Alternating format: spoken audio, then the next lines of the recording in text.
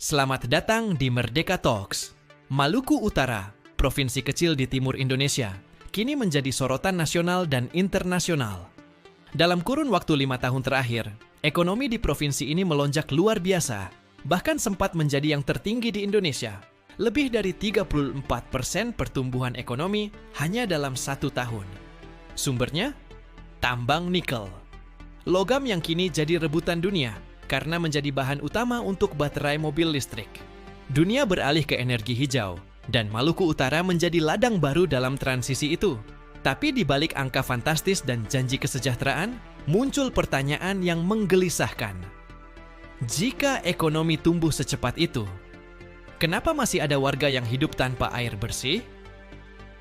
Jika tambang membawa kemakmuran, mengapa laut yang dulu memberi makan kini justru beracun? Apakah ini harga dari pertumbuhan hijau? Atau ada sesuatu yang kita abaikan di balik kilau nikel yang disebut-sebut menyelamatkan masa depan dunia? Malam ini, kita akan membedahnya. Tanpa drama, tanpa framing, hanya fakta dan suara dari lapangan. Inilah Merdeka Talks Investigasi. Ekonomi naik 34%, tapi warga sengsara. Fakta gelap tambang nikel Indonesia. Ledakan tambang dan angka fantastis. Dalam laporan Badan Pusat Statistik (BPS) 2025, Maluku Utara mencatat pertumbuhan ekonomi mencapai 34,6%. Sebagian besar ditopang oleh industri pengolahan nikel dan smelter yang menjamur di Halmahera Tengah, Halmahera Timur, dan Pulau Obi. Pemerintah pusat menyebut ini sebagai bukti keberhasilan hilirisasi. Indonesia tidak hanya mengekspor bahan mentah, tapi juga produk olahan bernilai tinggi. Nilai ekspor nikel dari kawasan timur ini melonjak hingga triliunan rupiah setiap tahunnya.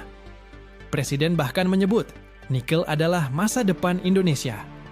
Tapi di balik narasi kemakmuran itu, warga di beberapa daerah tambang justru mulai mempertanyakan, siapa yang benar-benar mendapat manfaat dari ledakan ekonomi ini? Kami di sini tidak pernah merasa kaya karena tambang. Kami hanya dapat debu dan air yang keruh, kata seorang ibu di Desa Lelilev, Halmahera Tengah, kepada jurnalis Halmaheranesia.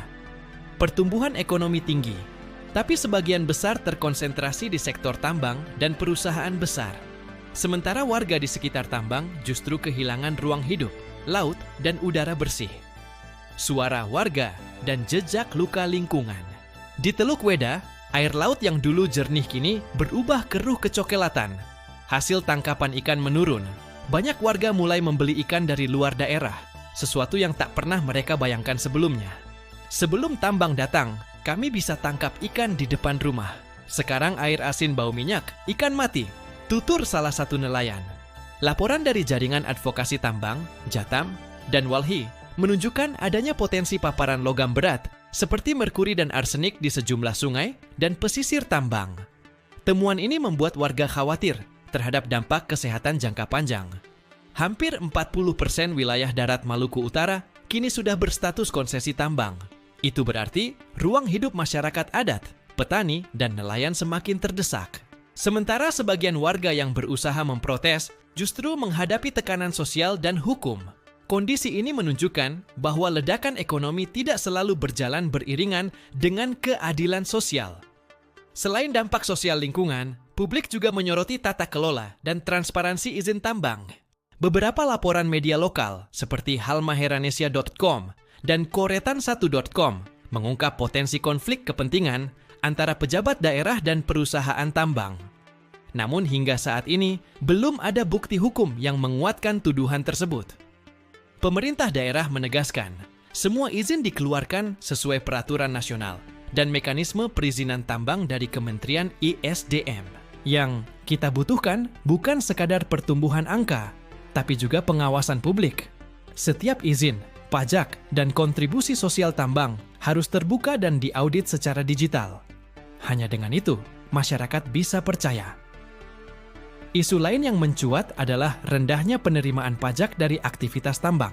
Menurut data haliora.id, pajak alat berat tambang di Maluku Utara tercatat hanya sekitar 1,5 miliar. Angka yang dinilai tidak sebanding dengan nilai ekspor tambang yang mencapai triliunan rupiah. Nikel adalah logam masa depan dunia. Ia menjadi bahan utama baterai mobil listrik, simbol dari energi bersih dan ramah lingkungan.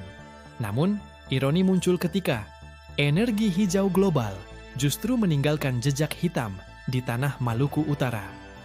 Para ahli lingkungan menyebut, tanpa regulasi ketat, Indonesia bisa terjebak dalam paradoks hijau. Menjadi penyuplai dunia untuk teknologi bersih, tetapi merusak alamnya sendiri. Harapan kini ada pada langkah konkret, audit lingkungan, reklamasi lahan bekas tambang, serta keterlibatan warga dalam pengambilan keputusan.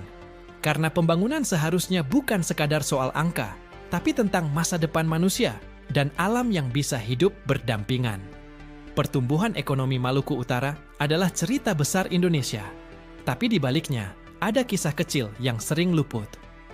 Air yang tak lagi jernih, tanah yang kehilangan kesuburan, dan warga yang bertanya kapan giliran mereka menikmati hasil bumi sendiri. Pertambangan nikel adalah peluang sekaligus ujian. Apakah kita akan belajar mengelola kekayaan ini dengan adil, atau mengulang kesalahan yang sama, membiarkan alam rusak demi keuntungan sesaat? Yang jelas, rakyat berhak tahu, dan pemerintah wajib memastikan pertumbuhan ekonomi tidak boleh dibayar dengan penderitaan. Dari tambang hingga meja kekuasaan, aliran uang memang besar. Tapi di tengah gemerlap angka ekonomi, masih banyak wajah-wajah yang terlupakan. Mereka yang tinggal di sekitar tambang, menghirup debu, dan kehilangan sumber air bersih. Pertumbuhan ekonomi 34% mungkin terdengar membanggakan. Namun, jika kesejahteraan hanya dinikmati segelintir pihak, maka itu bukan kemajuan, melainkan ketimpangan yang semakin dalam. Kita tidak sedang menolak pembangunan. Kita hanya bertanya, apakah kemajuan harus selalu dibayar dengan penderitaan rakyat kecil? Dan pertanyaan itu seharusnya menjadi bahan refleksi, bukan hanya bagi para pemegang tambang, tapi juga bagi kita semua, warga negara yang berhak tahu kemana arah negeri ini dibawa. Kami Merdeka Talks, pamit undur diri. Terima kasih sudah menonton. Dan jangan lupa, di Merdeka Talks, kami bicara apa adanya. Karena kebenaran tidak perlu izin untuk disuarakan. Kalau kamu peduli dengan nasib negeri ini, klik subscribe, nyalakan loncengnya, dan bagikan video ini biar makin banyak yang tahu sisi lain dari kemajuan yang katanya membanggakan. Sampai jumpa di episode berikutnya. Tetap kritis, tetap waras, dan seperti biasa, selalu merdeka dalam berpikir.